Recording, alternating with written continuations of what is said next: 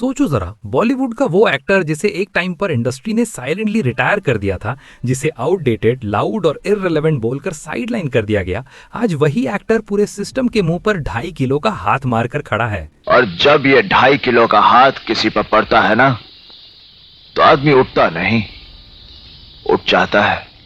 और सबसे इंटरेस्टिंग बात यह है कि इस बार सनी देओल ने कमबैक किसी पीआर कैंपेन, किसी कंट्रोवर्सी या किसी सिंपैथी के सहारे नहीं किया, बल्कि सीधा बॉक्स ऑफिस को अपना जवाब बना दिया। और यहीं से एक अनकंफर्टेबल सवाल पैदा होता है कि क्या सनी देओल वाकई वापस आए हैं या फिर ये सिर्फ नॉस्टैल्जिया का एक टेम्पररी नशा है जिसे ऑडियंस अभी फील कर रही है। सच ये है कि सनी देओल का साइडलाइनिंग एक एक्सीडेंट नहीं था, बल्कि बॉलीवुड के कॉर्पोरेट हो जाने का साइड इफेक्ट था। जैसे ही मल्टीप्लेक्स कल्चर आया, ओवरसीज ऑडियंस प्रायोरिटी बनी और सिनेमा एक्सेल चीज पर बनने लगा, सनी देओल जैसे रॉ, इमोशनल देसी हीरोज इंडस्ट्री के लिए प्रॉब्लम बन गए। क्योंकि वो एयरपोर्ट लुक नहीं देते थे, ब्रांड एंडोर्समेंट्स के लिए अवेलेबल नहीं रहते थे, सोशल मीडिया पर फेक परफेक्शन नहीं बेचते थे और बॉलीवुड को उस वक्त हीरोज नहीं, मार्केटेबल प्रोडक्ट्स चाहिए थे। इसलिए उन्हें आउटडेटेड का टैग देकर धीरे धीरे सिस्टम से बाहर धकेल दिया गया। और आयरनी देखिए, जिस सनी देओल को इंडस्ट्री ने भुला दिया था, उसी सनी देओल को ऑडियंस ने कभी भुलाया ही नहीं, बस उनके लिए फिल्में बनना बंद हो गई थी। फिर आता है गदर 2, जो टेक्निकली एक वीक फिल्म है, जिसमें वीएफएक्स एवरेज है, एडिटिंग लूज है और डायरेक्शन पूरा 90s में अटका हुआ है। लेकिन फिर भी ये फिल्म 500 करोड़ से ज्यादा कमा लेती है, क्योंकि लोग सिनेमा देखने नहीं गए थे, लोग तारा सिंह से मिलने गए थे। तुसी तारा सिंह को पहचान दे नहीं, दुश्मनों पूछो तारा सिंह कौन है। ये सक्सेस फिल्म की नहीं, सनी देओल की लेगेसी की थी।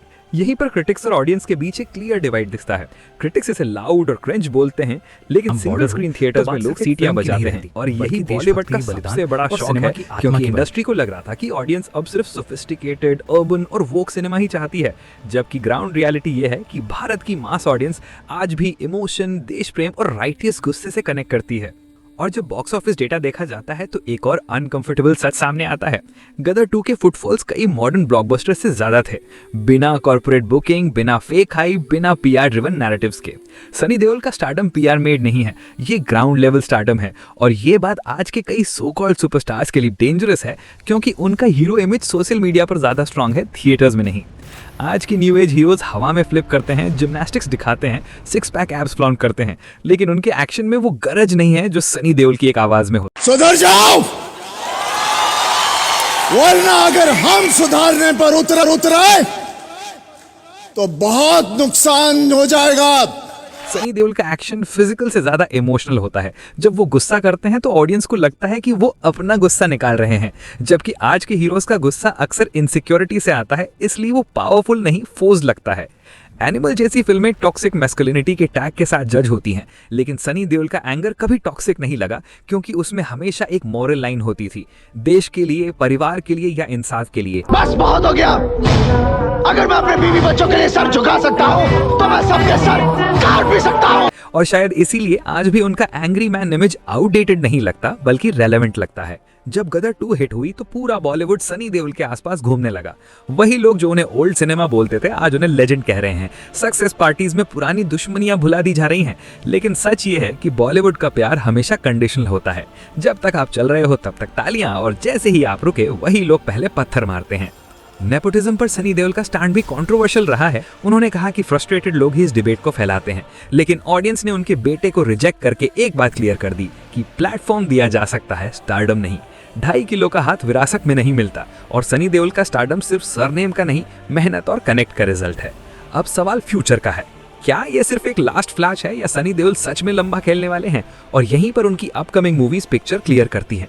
लाहौर 1947, जहां राजकुमार संतोषी के साथ उनका रीयूनियन है, और आमिर खान का प्रोडक्शन सपोर्ट। बॉर्डर 2, जो नॉस्टैल्जिया का असली टेस्ट होगा और रिपब्लिक डे पर इंडस्ट्री के रिकॉर्ड हिला सकता है। रामायण, जहां हनुमान का रोल उनकी आवाज, बॉडी और प्रेजेंस के लिए टेलर मेड लगता है। और जाट जैसी ओरिजिनल एक्शन फिल्म जो ये डिसाइड करेगी कि सनी सिर्फ सीक्वल्स के हीरो हैं या आज भी नए सिनेमा में फिट बैठते हैं। फाइनल वर्डिक्ट सिंपल है, सनी देओल का कमबैक रियल है, लेकिन ये नॉस्टैल्जिया पर खरा है। अगर वो सिर्फ पुरानी यादों के सहारे चलेंगे तो ये जर्नी शॉर्ट होगी, लेकिन अगर लाहौर 1947 और जाट जैसे प्रोजेक्ट्स में वो अपने गुस्से को नए कॉन्टेक्स्ट में ला पाते हैं, तो बॉलीवुड को मानना पड़ेगा कि मास सिनेमा सनी देओल के बिना अधूरा है।